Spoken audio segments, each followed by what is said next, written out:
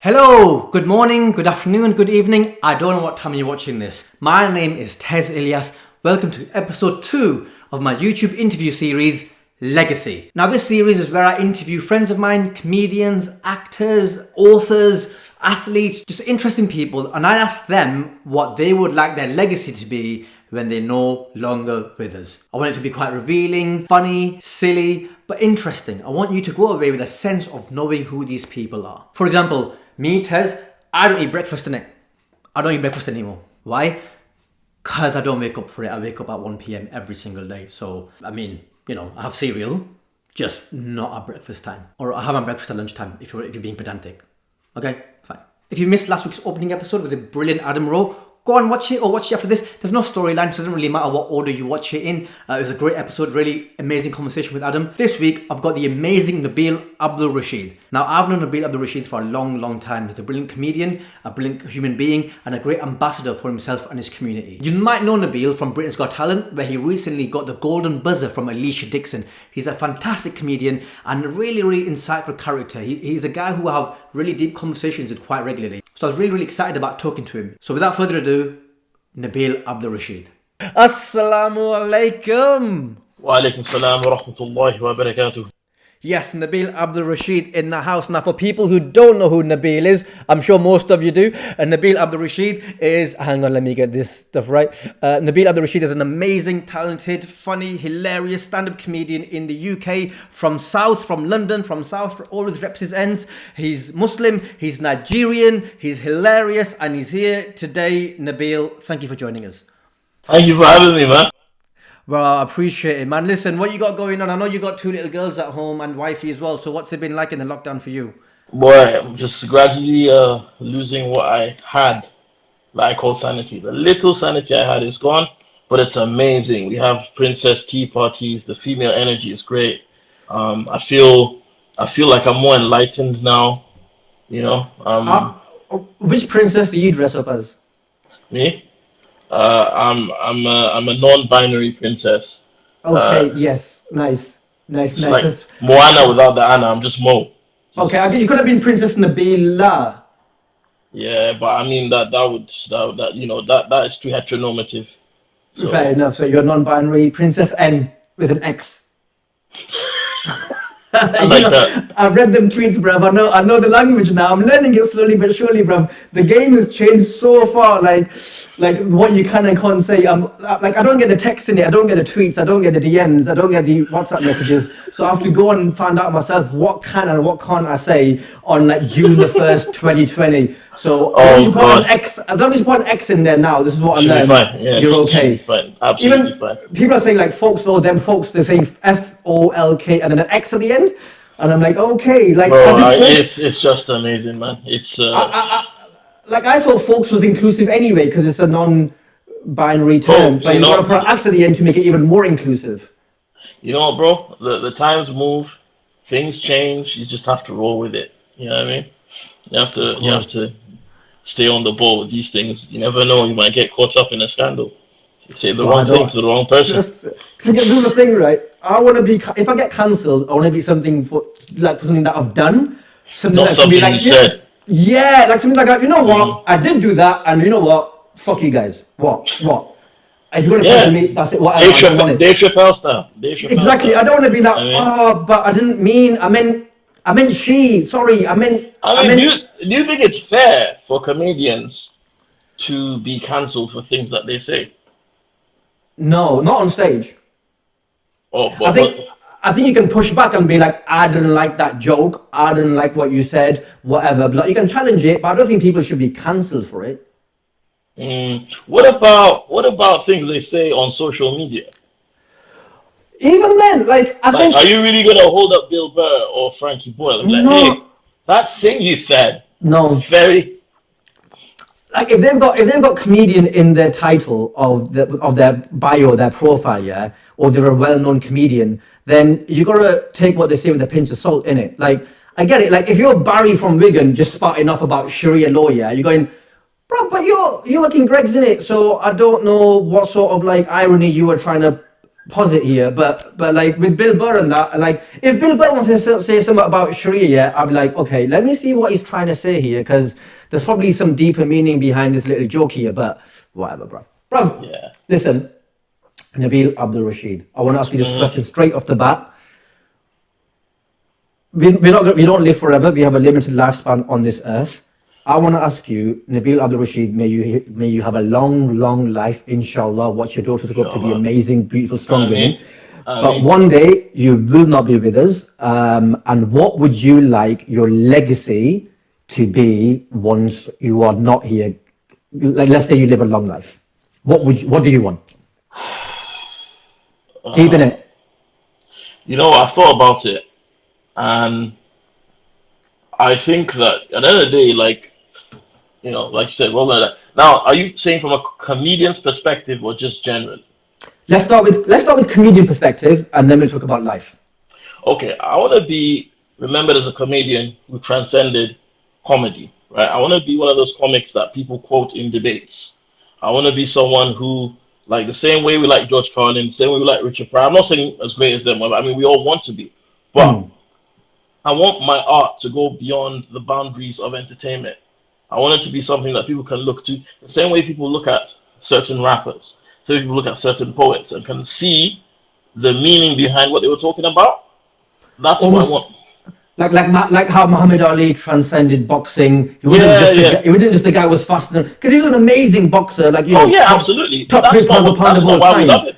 But that isn't why we remember him today. Like that isn't why his videos go viral whenever someone sends them round. It's because he transcended the sport and gave meaning to people beyond his fists. Exactly. But at the end of the day, entertainment is very fickle. What one man finds funny, another person might not. But when, like, for example, a lot of people don't really like Muhammad Ali's style of boxing, but still love Muhammad Ali. They might be Mike Tyson fans, right? When it comes to comedy, some people might not be your cup of tea. You might be a Tez fan or a Guz fan or whatever. But the point is, I want what I do to be beyond just entertainment. And outside of comedy, I want to be remembered as someone that always spoke his mind, even when it didn't benefit him, even when it put him at risk. I want to be on the right side of the fight against oppression. I never want to be an oppressor. And even if it means that I'm not going to be popular, even if it means I'm going to piss off a few people, which I have. What do you mean if, Nabil? I mean, some people don't like me very much. I get the impression. But it's okay. I'm willing to make that sacrifice. But there are many times where it would have benefited me to keep quiet about certain things.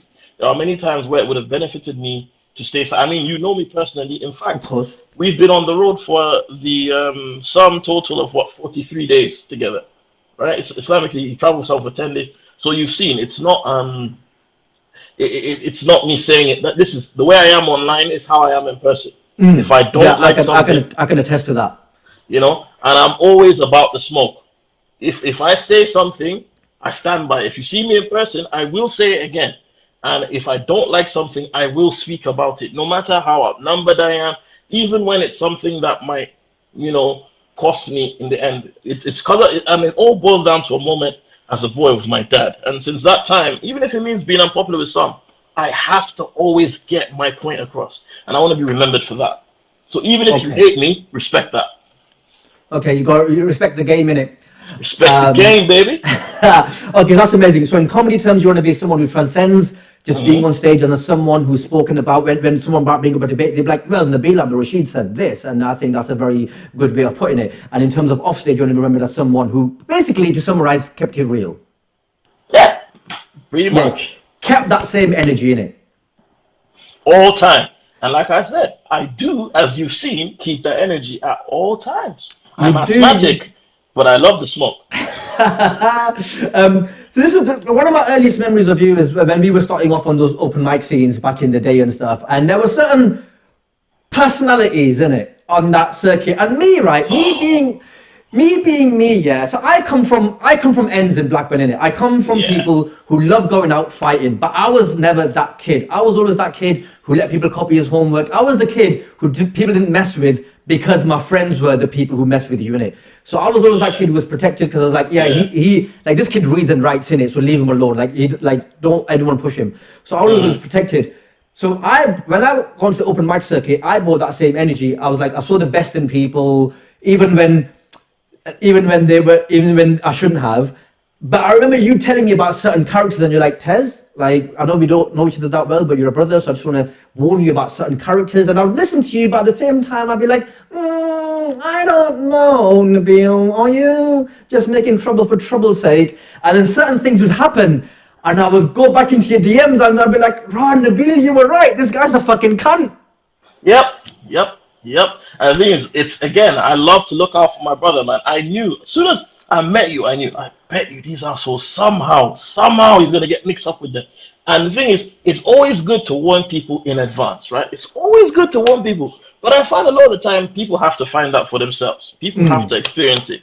So I can be able to, you see? And the thing is, the open mic circuit is a very strange thing because basically, when a lot of the mental health centers closed down, the population of comedians went up, right? So that's not an attack at mental health, but it's the truth. A lot of people took up stand-up comedy as a way to vent how they feel. It is therapy for a lot of people because they don't have someone listen to them on a couch. They're like, well, why don't I just let 15 people listen to me in the basement of this pub? Yeah, but the problem is a lot of these people were not getting all the other types of help that they need. And then there were guys like me and you who were just trying to carve out a career. And unfortunately, we cross paths with these people. But the thing is, it's nuts because even, aside from that, there was that. And then there was all the madness from the black circuit, which is its own entity in itself. So when we started out comedy, it was so different because there wasn't like Instagram. There wasn't, I think Twitter actually came out around the time we had just started, but it wasn't really a vehicle. I started in 2010, and it was going to it was a thing, but I wasn't really on it like that. I was like the odd post or whatever, but no, it wasn't a vehicle where you could be like, I can get famous from saying things on Twitter like people can do now. It wasn't. You had to do it the old school way. You had to turn up at shows, put the work in, make people laugh, and bounce and come back. And as you know, it wasn't always that easy for comics like you and me. No, man, it's all right. It was not. So, I mean, it was, I can talk about my experiences. I want this episode to be about you. So tell us about what it was like for you as a young black man, South London, Muslim, Nigerian, repping. What it was like for you entering. Well, let's talk about both, because let's talk about which one did you, what did you say you first started on, the black circuit or the mainstream circuit? I started off black circuit. Okay, so let's start with that then. What was it like for you entering the black circuit with this established comics, these big names, big respectable names, and then little upstart like you comes in, who's bare funny, taking work off people? What was it like? Fam, you see when it started. So like it's a long process. Just stay with me for the journey, right? So my first open mic night ever was at a black night, right? And as you know, with black people, yeah, when they like you, they like you. But when they don't, even your ancestors will find out about how badly. And like, I remember I heard about open mic comedy. I'd never done stand-up before in my life. Someone, I think one of my friends was the DJ, and I listened to a mix that he had, and he was talking about, oh, do you have a talent? Are you an MC? I said, no. Are you a dancer? I said, not anymore. Too heavy for that. And they're like, oh, do you think you're funny? Yeah, I mean, yeah. I've seen you dance, Nabila. I mean, it's nothing like it used to be. Bro, you can move. Okay, yeah, I mean, but you're funny. Yeah. So I wrote, like, I called up these people, and I was like, yeah. Obviously, man's a comedian. Boom. Like, I'm a bad man comedian, but I'm a big comedian. I'm fantastic, bro. Like, I'm funny. I've got jokes. I've done shows. I've never done a show in my life. I'm like, yeah, man's done bare shows. They're like, okay, can we book you for a spot in? It was an open mic night called Adlib, right? It was an open mic night called Adlib, and it was at the Comedy Caf. Remember in Shoreditch? Yeah, Comedy Caf, when it was still downstairs, right? So they told me, how long do you want? I said, yeah, give me about 20 minutes. All right, for people who don't know, if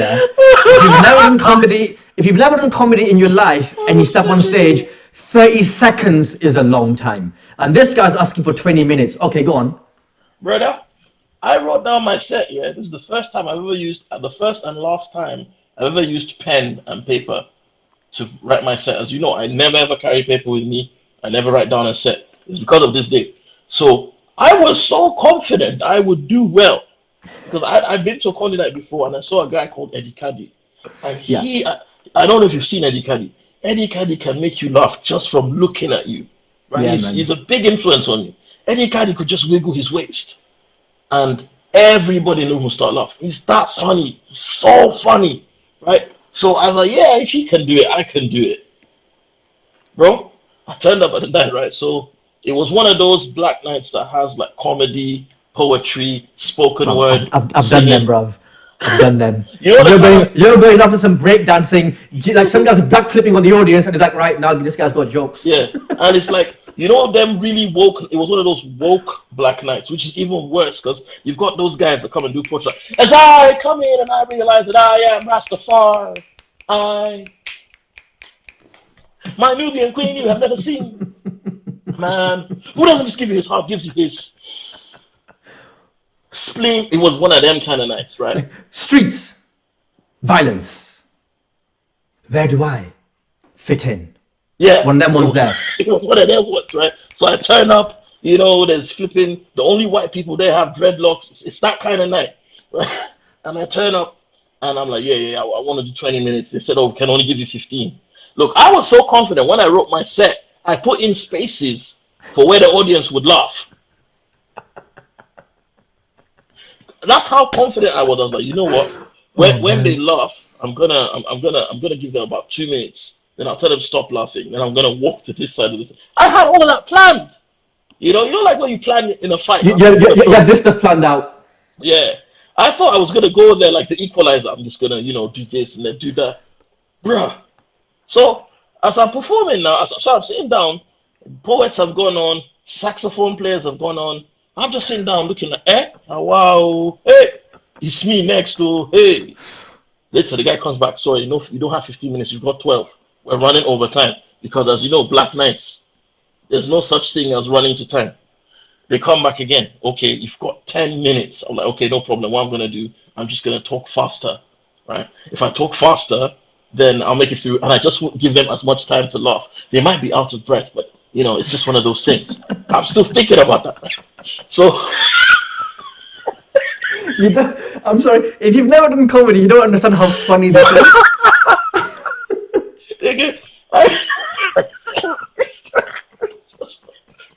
It's like a footballer going, but never played football in their life and going, yeah, you know what, I'll come on, yeah, and like a boxer. I'll score a hat trick, and then you've only got 10 minutes. All right, I'll only score 2 goals. Then it's fine. It's like it's like a boxer, right? It's like a boxer. You plan, yeah, what I'm gonna do a Prince Nassim, arms down, jiggle my hips. Then I'm gonna do the Ali shuffle, bro. So A-Dot comes on. I don't know if you remember A-Dot. Shout out to A-Dot. Yeah. He goes on again. He's got his own thing that he does, and he makes it look easy. And here's the thing: I didn't realize comedy looks easy when you watch good comedians do it. The same way fighting looks easy when you watch a trick. But if you've never done it. I'll say this about A-Dot, right? He's the only black comic I've met in my life that can do the black circuit deadpan. Yeah. No one else does deadpan. He's the only person I've seen do it. Insane. I think him and Avan Vidal. That's it. Yes, and I have a big up Avan as well. Big up Avan. Something about starting your name with A or something, innit? Yeah. I don't know what it is, man. So anyway, A-Dot goes on. After that, they bring another guy that comes on. Talks about, gunshots for Jesus. He goes off, and there's like all these weird, crazy people going on doing more and more stuff. And then afterwards, Victor Daniels. I know, bruv. I know Victor Daniels, bruv. Go on. Fuck that guy, man. Anyway, Victor Daniels. Go on. Fuck that guy. This is about you. Go on.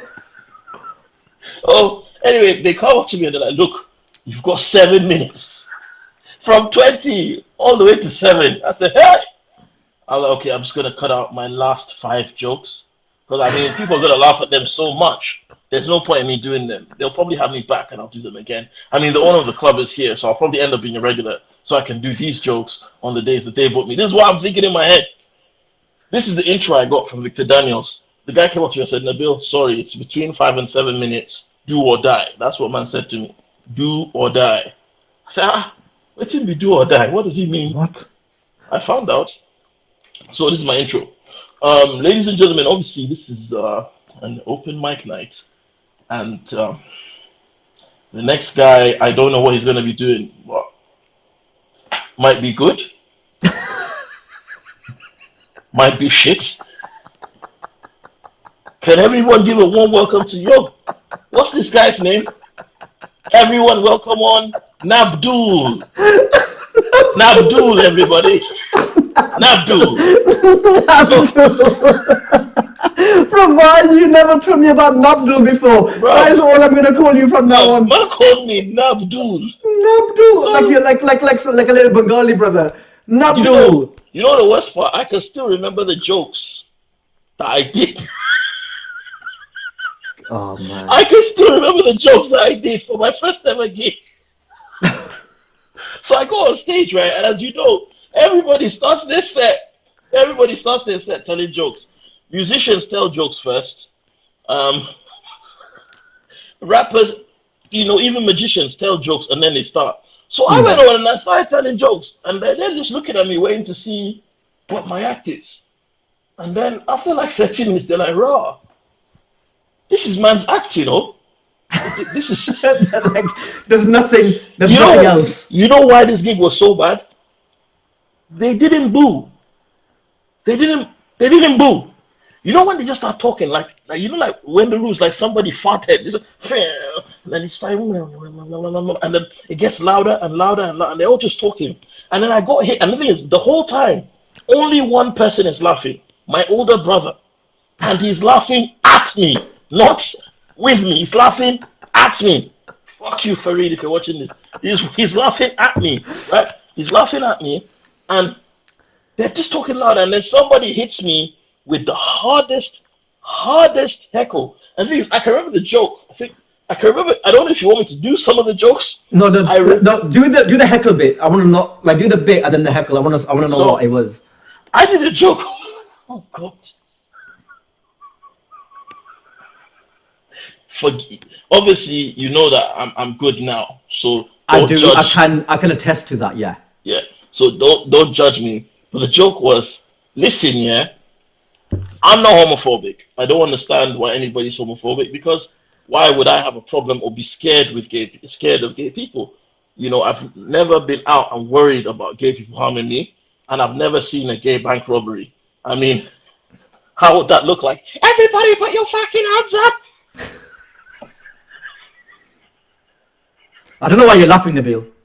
It's such a stupid joke. If you make a wrong move, I'll bust a cap in your ass.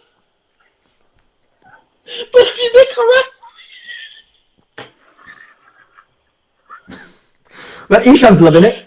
I'm not gonna finish this joke. I want to know what I want to know what the heckle is. The guy. So I done the joke, right? And the heckle I got was this guy in the front. Yeah, this guy with his girlfriend. And nigga looked at me, looked at his girlfriend and said, "As I was saying."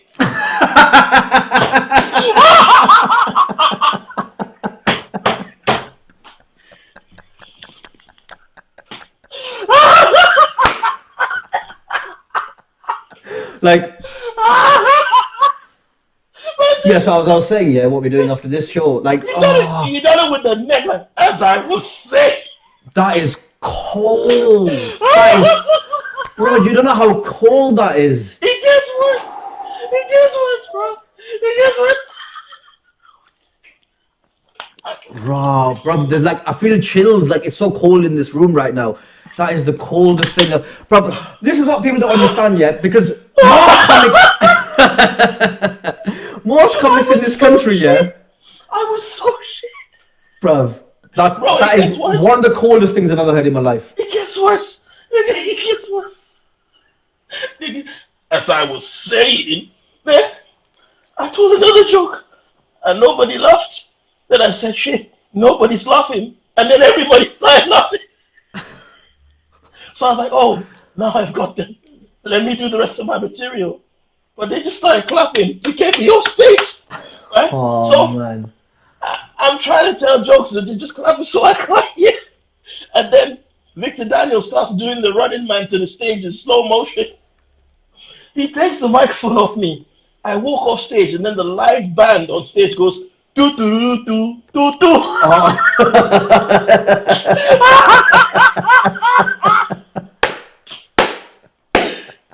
It gets worse. How does it get worse than that? It gets worse. So, my brother had just bought a new Maserati, right? So he's driving me home. All right, Fareed. Yeah, he's driving me home, and he's just smiling the whole time. He didn't even look at me. We stopped at this Nigerian joint. He buys me some food. This is my older brother. I'm the last in the family. And he drives me to my house, drops me off, and he says, bro, the best advice I can give you is enjoy your food. And he just speeds up.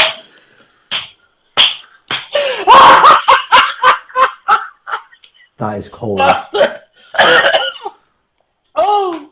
That is so funny, man. That's so funny. This people don't realize, right? The black circuit is just different. Like I have had the best gigs and my worst gigs on the black circuit because, like you said, when they like you, there is no feeling like it. The table slapping, the noise that room will make. The noise that room will make is unbelievable. But when they don't like you, they just start talking. Like they will just start talking like you're not there, and like it's like you're talking to yourself in the mirror. It is like just rude. Like so. Right. All right. So how did you? It gets worse. How does it get worse? I'm trying to move on. How does it get worse? Two more things. It gets worse. So, my shout out to Noman and Ibrahim Khan, the two Pathan brothers that ran a business in Croydon, and like they had problems, like they have shoplifters and that coming through. So that on the bill, can you manage our business for us? We know while you're in there, nobody's gonna try and shoplift for whatever reason. So I used to work with the guys for whatever reason. Okay, for whatever reason. I don't know. I'm good with people. I've got good people skills.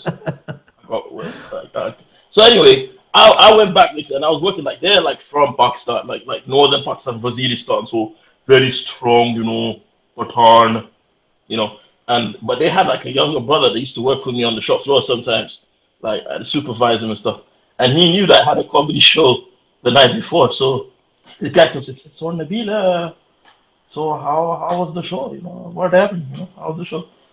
And I said, "It didn't go well, Banan. His name's Banan. Shout out to Banan Khan, whoever you are." And so Nabil, yeah, how did the show go? I said, I went back. So they kicked your ass for the bar. I said, Haji, they kicked my ass, bro. And like it was so bad that whenever I tried to call and get them to book me again so I could try again, they said that they were booked up. And I found out years later, I was so bad that night that for the next few nights, they used my name as the unit of measurement for how shit other comedians were. So they're like, was it like a half Nabil? No, it wasn't a half. It was really bad, but it wasn't up to half Nabil. Not a full Nabdul. Full Nabil. No half Nabdul. Nobody ever achieved a Nabdul. But you know what? For 9 months, I didn't do stand up. What I would do is I would go to comedy nights and I would watch. There was one comedy night in Croydon, and I would go there to watch comedians do badly because I saw in an interview that the best way to learn is to watch people do badly. So I would go. There was a comedy night in Croydon, Tiger downstairs, and like there's a circular table. There's 3 chairs here. There's a couch at the back, and there's a curtain. And next door, there's a nightclub, and there's always like a fight. Oh no, leave it, Darren, leave it, stop now. That kind of place. And I watched comedians do badly. I watched comedians do well. I studied the game, and then eventually someone put me in touch with a comedian called Babatunde. Right, Babatunde. Big influence, Love Babatunde. Really helped me, which is why I shout him out every time I perform indirectly. And he got me my second ever gig, and that was at Kojo's Comedy Funhouse, my second ever gig. And I went there and I smashed it. And then someone gave me a number for someone called Annette Fagan, who gave me 2 numbers, John Simmet and Jeff Schumann. I called Jeff Schumann, and I didn't know that this guy was gonna be like a mentor to me. Jeff Schumann, if anybody doesn't know, look him up on YouTube. He was on Choice FM. He used to do the prank calls. He was a radio show host in the morning shows. Very woke, pro-black, very intelligent guy, very unapologetic. Guy, he was good to me back in the day. When I like dip my toe in the black circuit, he's a really good brother. And nobody ever fucked with Jeff Schumann. Nobody. He was solid. And I called him and he was like, Nabil, what's your name? Nabdul? Nabdul? I don't know. That Nabdul thing followed me for a while. Then Nabdil, that's what he called me, Nabdil. And I was like, he said, look, come down, do 5 minutes. If I like you, I'll book you. If I don't, I won't. Richard Blackwood is headlining. So I turned up, Richard Blackwood was there, Wayne Dibby Rollins was there. I was meant to do 5 minutes, I did 32, right? It was in Albertine's Wine Bar in Lewisham, full of older Caribbean people. And I had them on the floor for half an hour straight. And Jeff said, you've got something and I believe in you. And from then on, he took me under his wing and he taught me, like, look, you can put your beliefs into your comedy. You can speak about the things that you see in your day-to-day life. You have the ability to do it. And, the rest, he showed me the ropes, man. He my first mentor, and then after that was Ava Vidal. Those two. Nice. Yeah. Sorry, it was a long journey, but... No, but Ava keeps it real, innit? So, it's amazing. So you had this journey, and it's really important lesson for people watching this, is that look at where you are now, alhamdulillah. We talk about the amazing things you've done very recently. But you started off on this journey, as badly as it can get. And most people might think, okay, this thing isn't for me, but there's a lesson here of perseverance and self-belief. Absolutely. And the thing is this, I don't know, I only wanted to do it 2 more times, right? That third gig, 2 more times so that I know that I did it well 2 out of 3 times. But Jeff Schumann had so much faith in me, and he told me, look, you can be one of the few, because back then black comics didn't do TV, black comics didn't do mainstream rooms. Jeff Schumann was like, look, one day you will have Asians as a fan base, which at the time was unheard of for a black comedian to have Asian fans and white fans and black fans. I always wanted that. I wanted a multicultural audience because I liked Russell Peters and stuff like that. He said, Nabil, you can do it. You know so much about so many different cultures. Put it into your comedy. He's the one that gave me even Britain's Got Talent. Before I finally decided I was going to do it, it was Jeff Schumann and then Ava, apart from my wife, that told me you can do it. And I said, okay, fine, I can do it. If not, I wasn't sure if I was going to do it. What an amazing journey, man. So you had this, as bad as it can get, opening gig. And then you kept the faith.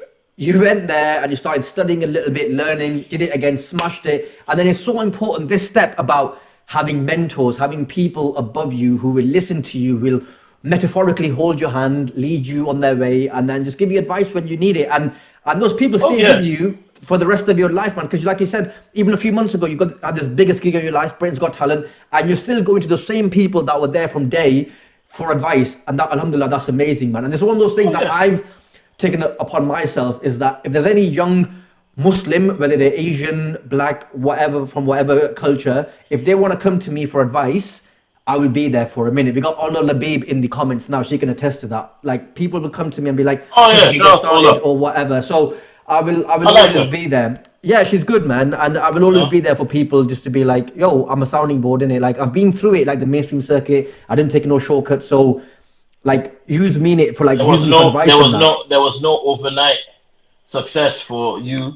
No, bro. My thing was not overnight. Even people might try and say that, Britain's Got Talent was an overnight thing, and I haven't been putting work in for years, or I haven't had any success at all. Which again, they're free to think, but we know the truth. We know, man. It's been and I'm happy. I've had many setbacks because, at the time, if you were a black stand-up comic, there was a color divide in comedy. There really was, right? I started just a little bit before you, I think. Because you're what, 10 years now? Yeah, 10 years this month, actually. Yeah, I'm 11. Yeah, just basically 11. Bro, we would call a comedy club and you'd say you want to go and perform, and they'll tell you you can't perform because we had a black act here last week, so you can't perform next week. Right, real talk. There are many times someone looked at me and told me that they will not book me on the same night as they booked Nish Kumar. Sorry, when I met him, he was an open micer. His name was Nishant. He only became Nish when he got on the radio. But shout out to him too. I like him. I don't have a problem with it. But someone told me that now Nish Kumar, for those who are watching, is an Indian guy with green eyes. I think he's as far from me. He's a posh Indian guy. I'm as far from that as possible. But promoters have told me that they will not book me and him on the same night.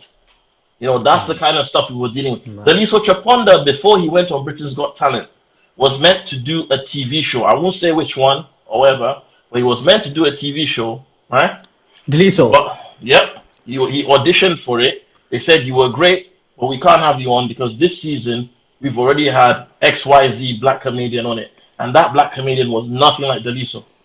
I can tell you which show that was. Yeah, and you probably know which comedian it was. You see what I'm saying? I've done competitions where I won. In fact, like a comedian you and I both know, I won't say again, it's no beef to him, but this happened. I even spoke to him about it recently. Me and him were in the final of a competition, right? And this is the thing, it's one thing being a black comedian. It's one thing being a Muslim comedian. But being a black Muslim comedian that talks about his beliefs unapologetically, it was not, people say that I'm doing it, people like now are watching Britain's Got Talent, they think, oh, I used that some gimmick to go far. Nah, I've been talking my talk for the last, it's not changed. Nothing, I've gotten better at it, but it's not changed. The same way off stage I talk about anti-blackness. Before it was cool, I was doing this, right? Bro, we did this competition final, and this comedian came to me and said, Nabil, you've won it.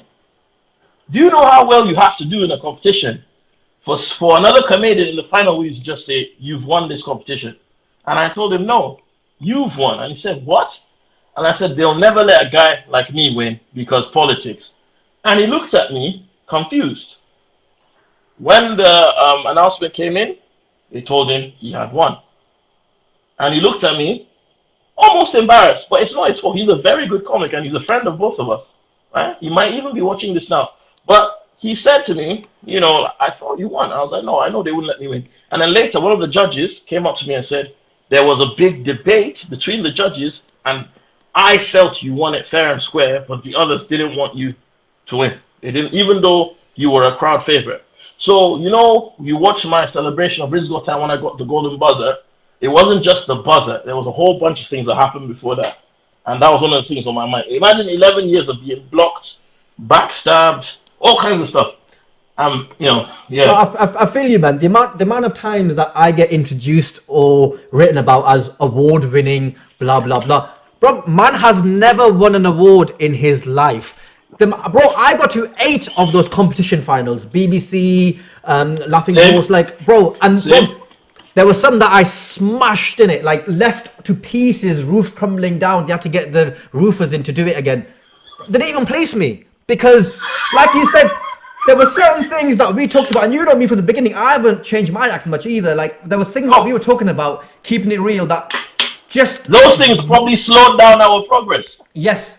Bro, we were doing it before it was cool. Bro, I got to the BBC open mic, the BBC New Competition Award final only after a year I'd been going. That sort of progress was unheard of. I was in the final with Joe Lycett, famous Joe Lycett, yeah?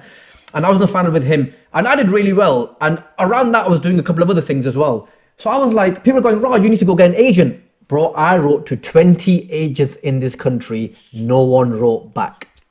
No one wrote back. And then as soon as UTC signed me, up the creek, big up, and I started doing well in Edinburgh and stuff, suddenly... Now everybody knows your name. But not only that, every other Asian under me got signed like this. It takes one. It takes one. You see what I'm saying? And that's why what we're doing is so important. And that's another thing about when people talk about privilege and tokenism. Because a lot of people say things for example, oh, you just got it because you're black. Or you just got... So this Britain's got Talent thing, people are saying, oh, he just got through because he's black. He just got through. Do you know how many black comedians auditioned for DGT? Do you know how many white, how many brown, many people auditioned? Anybody that was there. Your friend was in the audience when I auditioned, so I got a message. So for people don't watching, Nabil a couple of weeks ago, it was on Britain's Got Talent, smashed it, golden buzzer, one of the best acts we've had this season. Big up, right? He's gone straight to the semi-final, whenever that will be, hopefully soon. Inshallah. And a good friend of mine is the warm-up guy for Britain's Got Talent. So he's the guy who warms up the audience before the show starts. I got a message, I think maybe the second Nabil got off stage. So it was pre-recorded. So I got a message in January, I think it was. Mm-hmm. Randomly, I got a DM from this guy called Mark, and he goes, do you know Nabil Abdulrashid? And I was like, yeah. And then in my head, I was like, shit, what? Honestly, I swear to God, I was What like, did, shit, who did Nabil? what's Nabil done? Who did Nabil put hands on? Who has Nabil run on now? And I was like, oh shit. I was like, yeah. He goes, oh, because, because to him, I was like, he to me was like, you're my Muslim guy. So I asked you about other Muslims. I was like, fair enough. And I go, yeah, I know him really well. He goes, he has just smashed Britain's Got Talent. And I was like, rah. But he didn't even tell me what was going on it. He goes, yeah, he just got a golden buzzer. Obviously, he kept it to myself because, obviously all that, it can't leak and stuff. But he was in the room. He watched the whole set. He didn't know you. He didn't have any skin in the game. And he messaged me going, this guy has destroyed the room, bruv. Wallahi, billahi alladhi, I swear to God. I got standing ovations before my set was finished. I had to tell them to sit down so I could finish. What you see on TV, they had to cut because of time constraints. They edited so heavily. Yeah, my performance was 10 minutes, right? And this, people want to, hate and say, oh, he didn't do that long. Idiots, it was edited. They can't put my own performance in. And also, you don't control the edit. No. So half the time they're not even on you, they're on the audience because they have to capture you and the audience reaction and Antendek and the judges. Exactly. So it's not a proper indication of what you did in the room, but it's clear from the audience and Antendek and Alicia and the other judges how much you would have smashed it. Exactly, but people don't see it, which is why I'm looking forward to the live. Because the live all will be revealed. Inshallah, I keep it up. You never know. Anything can happen. Inshallah. You never know. I might be shy on the live. Like, I told you. But bro, when I went on there, I've got really bad anxiety. I'd known about it for a long time. I only had 4 hours of sleep the night before. I'd been backstage from a long time, early in the morning, until the night. I was backstage. I think I've been there for at least 12 hours. Wow. About 12. Yeah, I've been there about 12 hours. They start 9. So I've heard it's a long day. 9:45. I was dehydrated. I was tired, and then also I had some stuff going on with some of my, how life is, in it. All of that was going on, and then all the anxiety. And I also know that if I go on stage and I flop, here's the thing. So this is where it's a double-edged sword to be a black comedian and a Muslim comedian. Yeah, the double-edged sword, because I know that black people and Muslims and whatnot, if they see me, will be happy to see someone that looks like them. But the thing is, if I flop, I don't just let myself down. I let down the whole team. If I had flopped, that would affect you. Whether you like it, even though, obviously you're established, you're on TV. But it does, though. It does, because you see, when you Google me, they say people also search, and your name comes up, Muammer's name comes up, God's name comes up. I mean, for some strange reason, people who search Dave Chappelle too. I don't know. But it's one of those things that people think, that people always group us together, right? So if I flop, also, there's haters waiting so they can laugh at me. And on top of that, it's not like I went on there as a failed comedian. I had a career, which means I was risking a career. It was a very, very big risk to step on that stage, because if I had flopped, then people who were booking me before might not book me, or I might lose out fans. I might lose fans. You never know. This business is so. It's like boxing. You could be the man. Look at Deontay Wilder. Everybody, they all love Deontay Wilder until Tyson Fury flipping destroyed him. Now, half his fans have left him. It's not a bum. He lost a fight. Yeah. Same thing with Anthony Joshua. Everybody can have a bad night. For me, my worst night ever was my first night. I mean, let's not go through that again. But as I was saying, Mum. Yeah, the only thing that could have been worse is if Shaitan came out himself and slapped me. Apart from that, it doesn't get worse than that. So when I did that, the celebration you saw was 11 years of hard work and frustration and anger, and also the relief, because now nobody can deny. I'm like, no one can take this from me. This award is better than any stupid, amused moose, laughing horse, or any of that other shite that they tell you from the beginning. The funniest guy might not get the prize. So I was so happy, and I also knew that now next year there'll be a Muslim comedian, and this has shown people that it can be done. Right? So yeah. But yeah, man, no, alhamdulillah, it's amazing, and I was so happy when I got those messages, bro. I was over the moon in it. I messaged Altaf, and I was like, I know that So let's talk about so let's talk about this, innit? But yeah, bro, alhamdulillah, man. But Alhamdulillah. what was it like for you first breaking onto the mainstream circuit? Because I started there, innit? So I was doing those open mics and stuff. So what was it like? Because there were certain characters that, let's be honest, didn't like me and you being there because we were unapologetically talking about the things we wanted to talk about. They were happy with the people who might look like us but don't talk like us. They don't talk like us. But the people who look like us and talk like us and don't have no apologies about that, they had a problem. They had a big problem. And you know, it's funny because like back then as well, so you know those gigs I was saying about, I bumped into a guy. I was out waiting outside for a gig and I seen a brother wearing a suit. And I was like, this guy has to be a comedian. This guy has to be a comedian because there's no way a young man in his 20s is walking around Lewisham High Street in a suit. Yeah, especially a suit like that. And his name was Ola. So him and I met and we were like-minded comedians. Shout out to Ola. And we ended up becoming housemates. You know, we were housemates for like 4 or 5 years. I called his mom. I hosted his wedding. And, you know, we had a huge influence on each other because Ola was always a very structured, technical comedian. And I, in the beginning, was mad and chaotic. I still am now, but there's a structure to it. So we influenced each other. And we both started going to gigs. And what happened was there was a night that we decided this black gig for us, yeah, this black circuit, it can't be the one. And I remember what happened was, long story short, some guy broke a bottle over Ola's head. Yes! I know, there. Yeah, I've heard about this. I was there. So what happened, I had gone on and done my set. Ola went on and did a joke. You know, long and short, it was a joke about watching, you know, the dirty channels that do free, 10-minute free, where he was doing jokes about that kind of stuff. And somebody in the audience cheered when he talked about free, you know, pornography on TV.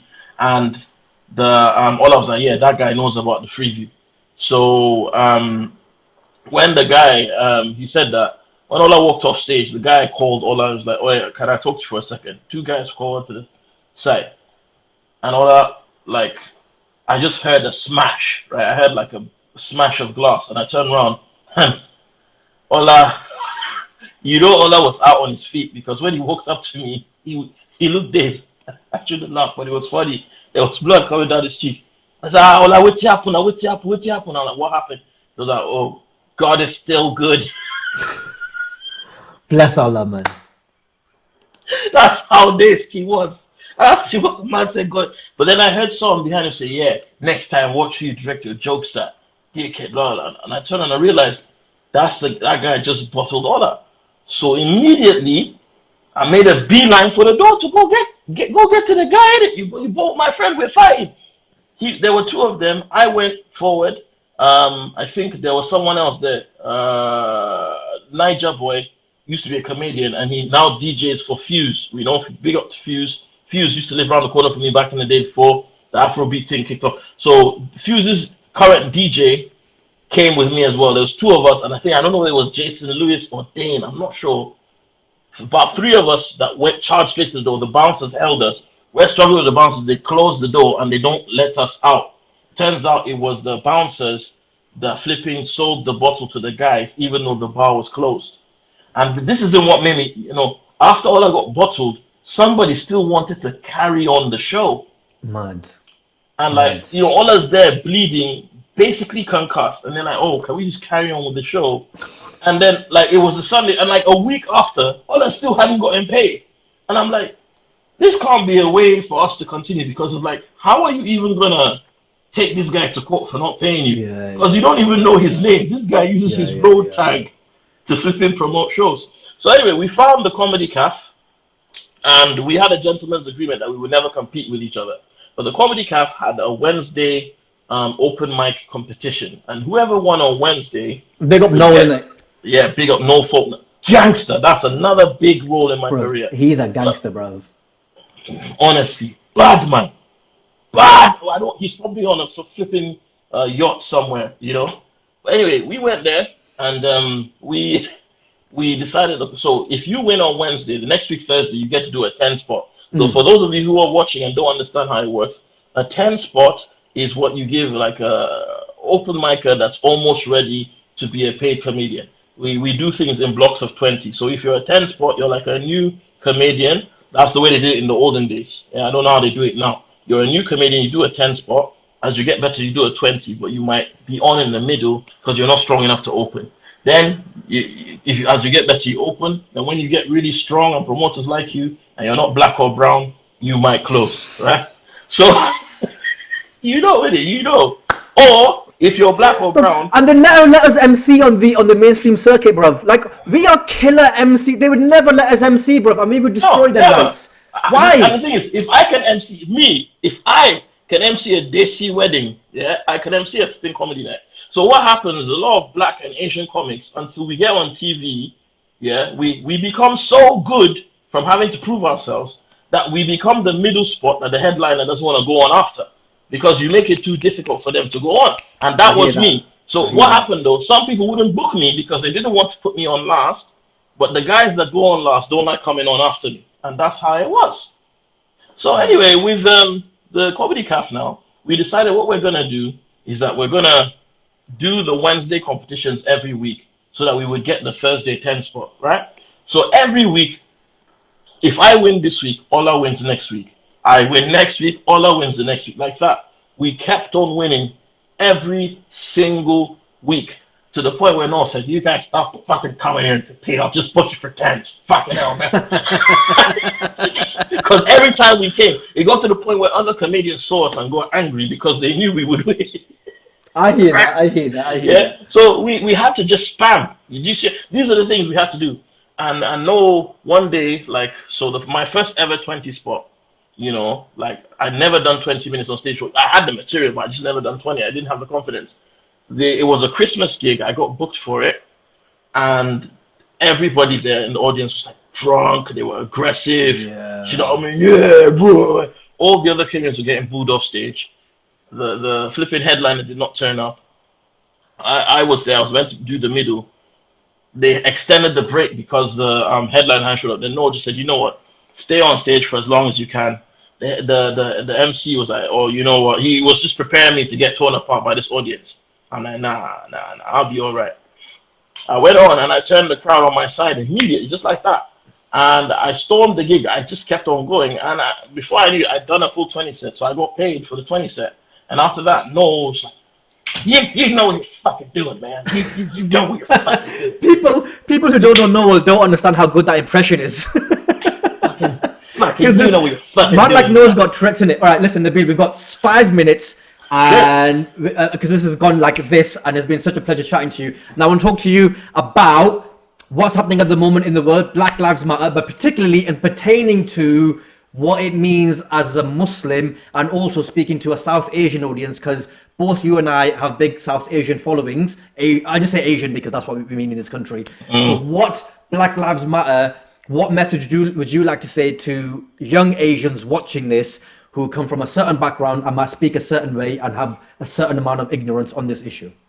Alhamdulillah, you know. Okay, look, what I want to say is this, yeah? First of all, put yourself in the position of the oppressed. During the time of the Sahaba and the Prophet Muhammad sallallahu alayhi wasallam, yeah, somebody who was dark-skinned said to Abu Dhar, oh, you son of an Abyssinian woman. Yeah? So they were both dark, they were both the same complexion, but Bilal was Ethiopian. And they were arguing about something, and he said to Bilal, oh, you son of an Ethiopian woman, yeah, how can you speak to me in Arab about this? And Bilal radiallahu anhu went to the Prophet Muhammad sallallahu alayhi wasallam, and the Prophet Muhammad sallallahu alayhi wasallam, when he heard what happened, was so incensed and angry, he told Abu Dhar, you are a man that still has the jahiliyyah of past in your heart. Now, if you compare that to the way people react today, you see that there's a big problem. Because if, let's say, somebody is racist to me, and they work in a charity, right, which has happened, and I tell them, like, oh yeah, but brother, he's a Muslim and there's no racism in Islam. That's something a lot of people say. When you say that, just understand that's shaitan talking, not you. Because when you say, oh, there's no racism in Islam, so you can't complain about racism, what you're saying is that I can break into your house and rob you and slap around your family, and when you come back and say, oh, but brother, there's no robbery in Islam. Just because something is haram does not mean that a Muslim cannot do it, right? When the Prophet Muhammad sallallahu alaihi wasallam heard that somebody had been racist to Bilal, yeah, he was so angry, he berated the guy. The guy went back crying. Keep in mind, these guys, what they were arguing about was how to divide things that they just got in battle, which means that they fought side by side. That's beyond charity. These guys were at war. They risked lives. They were on the battlefield. I remember when the Sahaba fought, they were outnumbered 10-1 most of the time. 10-1, and they fought during Ramadan. They were hungry, they were outnumbered, they were in the Arabian sun, and these guys were side to side. But still, a small comment like that, because Bilal was an Ethiopian son of an Ethiopian woman. So it wasn't even that it wasn't factual. It was factual, but the way he said it was racist. The intent behind the words. Yeah. Now think about that when next time you tell somebody, oh, but Kala is a racist though. When you know very well that the term Kala can be used in a racist way. Do not undermine racism. When the Prophet Muhammad knew he was about to die, he knew he was going to be passing away. He was feeling ill. His last sermon, he spoke about racism. Why? He spoke about racism because it was something close to his heart. If you knew you were about to die, the last thing you talk about will not be rotis. It will not be something stupid. It will not be Grand Theft Auto or how to do the shaku or how to do the trap match. It will be something that you want people to hear. The Prophet Muhammad told us specifically to watch out for racism. You should watch out for it. And when we say Black Lives Matter, we're talking about anti-blackness. Remember, we're not just talking about black people. Anti-blackness affects everybody. When you see me go angry about anti-blackness, I'm fighting for you too. I'm fighting for that Pakistani sister who gets rejected for Ishtay because she's too dark. I'm fighting for that Pakistani brother who has a round nose, so they call him Kala Dada. I'm fighting for that Bengali who gets made fun of by other people for being dark-skinned. Anti-blackness is relative. If you are the only Asian man among a bunch of white people, the racism you're suffering is black racism. It's anti-blackness. You don't have to be black. It's your proximity to blackness that gets you pointed out. And this is something that we have to stamp out. We have to, because the thing is this, and I'm going to say before I go, some people might be offended, some people might be shocked to hear this, right? We all know the story of the Antichrist, of the Messiah Dajjal. The Prophet Muhammad warned us about him, and we all know that Isa is coming. We all know that the Mahdi is coming, right? We know all these things. Now, let me ask you this. What is it that will make Isa appear before all of us? Or the Mahdi appear in front of us? And we know the signs. We know there's the guy with one eye with kafir on his forehead. And we know that this is not that guy. What is it that Muslims will make most Muslims on earth now see the Messiah or see the Mahdi and refuse to follow him? What's the one thing?